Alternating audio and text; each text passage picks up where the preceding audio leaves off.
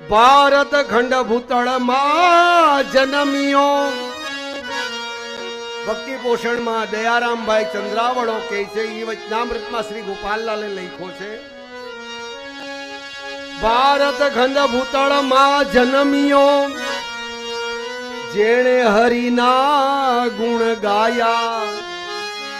હે ધન્ય ધન્ય એના માતા પિતાને, અસફળ થઈ એની કુખને કાયા.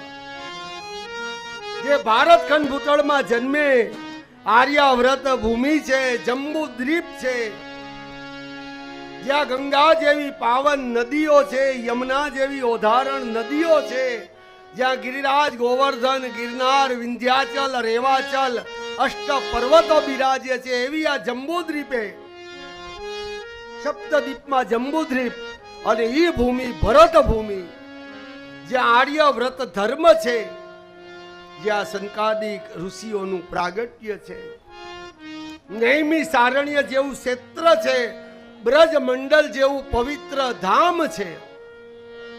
અને ઈ ભૂમિમાં ભગવાને અનેક અવતારાદિક લીલા કરી છે. એ ભરતખુંડમાં જેનો જન્મ થયો અને એણે જે પ્રભુના જે જસ ગાઈને, એની 71 પેઢી ગૌલોકે જાય.